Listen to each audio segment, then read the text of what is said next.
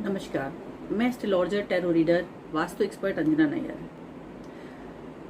चैत्र नवरात्रि 2021 13 अप्रैल को यानी कि कल से शुरू है। आज आपके लिए ये वीडियो इसलिए मुझे बनाना पड़ा कि मेरे पास दो टॉपिक हैं आज, जो मुझे लगा कि विशेष तौर पर इस समय हम चाहें तो माँ का आशीर्वाद हम ले सकते हैं। वैसे तो माँ का आशीर्वाद हमेशा ही अपने बच्चों के साथ में रहता है और हम सबके साथ में है, फिर चाहे वो हमारी खुद की माँ हो या फिर जगत माता। लेकिन मुझे ऐसा लगा कि कुछ विशेष तौर पर जब हम कुछ बात करते हैं तो उसका फल हमें विशेष ही मिलता है। अब विशेष के तौर पर कुछ भारी भरकम मैं आपको बिल्कुल बताने वाली नहीं हूँ। मैं सब कुछ आपको बताने वाली नहीं हूँ जो कि बहुत ज़्यादा आपको ऐसा लगे कि बहुत भारी है, मैडम हम ये कैसे कर पाएंगे। तो आप निश्चिंत रहिए, ऐसा मैं कुछ भी आपको नहीं बोलने वाली हूँ, सिवाय इसके कि आप श्रद्धा भाव से करें। जो भी मैं आपको बता रही हूँ वो पूरी श्रद्धा और विश्वास के साथ आप करें। तो सबसे पहले बात करेंगे हम यंग जनरेशन की, उनकी बात करेंगे जिनकी शादी होने वाली है या फिर जिनकी शादी जो शादी करना चाहते हैं और शादी में बाधाएं आ रही हैं। लड़के नहीं मिल रहे हैं, लड़की नहीं मिल रही है, बात बनते बनते बिगड़ जाती हैं और 99 पे जाकर कई बार रिश्ते टूट जाते हैं या ब्रेकअप हो जाता है। जो भी आपका रिलेशनशिप है उसके बारे में आप सब ये उपाय कर सकते हैं। तो करना क्या है आपको, माँ का दिन नवरात्रे किसी भी दिन आप ये काम कर सकते हैं, ये रेमेडी का आप कर सकते हैं। आपको करना ये है कि श्रृंगार का सामान हम सब माँ को भेंट करते हैं इन दिनों में। चुनरी, बिंदी, सिंदूर, चूड़ियाँ, मेहंदी, ये सारा श्रृंगार का सामान आप ले सकते हैं। और इसमें विशेष तौर पर आपको क्या ऐड करना है, एक तो पीले रंग का भोग होना चाहिए, दूसरा हरे कांच की चूड़ियाँ, हरे कांच की, कच्चे कांच की चूड़ियाँ मिलती हैं, वो बिल्कुल हल्का हल्का सा रंग होता है उनका, ये आपको किसी भी शॉप पे मिल जाएगा, तो वहाँ से वो आपको लेना है। और 11 या 7 ये चूड़ियाँ होनी चाहिए।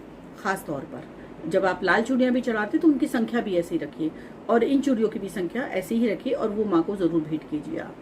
तो जब ये चूड़ियाँ आप माँ को चढ़ाते हैं, ये श्रृंगार का सामान जब आप माँ को चढ़ाते हैं, श्रृंगार सामग्री, और पीले रंग का भोग लगाते हैं और साथ में ये कामना करते हैं कि आने वाले नवरात्रों के अंदर आपका जोड़ा बन जाए, आपका मनपसंद आपको जीवन साथी मिल जाए और फिर आप माँ की जो कंजके हैं वो जोड़े से जुमाएं और माँ का आह्वान आप जोड़े से करें अपने घर में, अपनी गृहस्थी के अंदर। तो देखिए आपकी ये मनोकामना ज़रूर पूर्ण होगी, लेकिन पूरे श्रद्धा और विश्वास के साथ में आपको ये रेमेडी करनी है या ये उपाय करना है। अब हम बात करते हैं दूसरा यानी कि उन माताओं के लिए या उन बहनों के लिए जो शादी के बाद में अपने बच्चे चाहते हैं। अब जिनके बच्चे हो चुके हैं, ये रेमेडी उनके लिए भी है।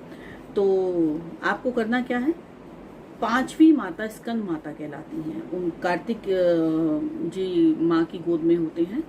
आपने देखा होगा माँ की गोद में, आप चाहें तो ये नेट पर सर्च करके भी देख सकते हैं। तो ये बच्चों के आशीर्वाद के लिए ये रूप माँ का बहुत ही सौभाग्यशाली, बहुत ही शुभ माना जाता है। तो जिनके बच्चे नहीं हो रहे हैं, किसी वजह से, किसी रीज़न से बच्चों की प्लानिंग नहीं कर पाए थे अब तक, लेकिन अब चाहते हैं कि जीवन में एक बेबी आ जाए घर में और आपकी गोद भर जाए, तो डेफिनेटली आपको भी ये रेमेडी करनी चाहिए। दूसरा, जो ऑलरेडी पेरेंट्स हैं, जो माताएं हैं, वो भी एक माँ की सेवा, माँ का आशीर्वाद ले तो बहुत अच्छी बात है। तो आपको करना ये है कि माँ को दूध मिश्री का भोग लगा सकते हैं उस दिन आप, या मक्खन मिश्री का भोग लगाइए और माँ से प्रार्थना कीजिए कि आपके जीवन में भी, आपके घर में भी एक नन्हा कन्हैया आ जाए, कन्हैया जी आ जाएं, माता रानी खुद लक्ष्मी के रूप में आपके घर में आ जाए।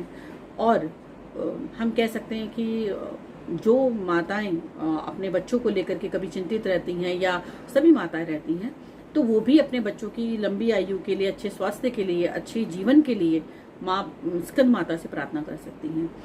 देखिए, माँ स्कंद की पूजा करना एक नॉर्मल उसमें है। आप माता हैं, माता बनना चाहते हैं, जो भी है, आप ये पूजा उनकी कर सकते हैं, उनसे प्रार्थना कर सकते हैं, क्योंकि बहुत ज़्यादा चीज़ें मैं खुद भी नहीं करती हूँ और मैं खुद एक सादगी के साथ में माँ का आशीर्वाद अपने बच्चे के साथ में मांगती हूँ। आप कोशिश कीजिए जिनके बच्चे हैं वो उस दिन बच्चों के साथ में माँ की पूजा करें, माँ की जोत जगाएं, माँ का आशीर्वाद लें, माँ को श्रृंगार सामग्री चढ़ा सकते हैं, बच्चे के साथ में भोग लगा सकते हैं, तो ऐसा आप कीजिए। और जो अभी अपने बच्चों की प्लानिंग कर रहे हैं वो पति पत्नी माँ का आशीर्वाद लें कि उनके जीवन में आ रही बच्चों को लेकर के अगर कोई भी दिक्कत परेशानी है तो वो दूर करें। ये बहुत छोटी सी रेमेडी है, मैं अपने एक्सपीरियंस के साथ आपको कह सकती हूँ, मैं अपने विश्वास के साथ आपको कह सकती हूँ कि आपके जीवन की समस्या का समाधान आपको जल्द ही मिल जाएगा, यानी कि माँ का आशीर्वाद आपको जल्द ही मिल जाएगा।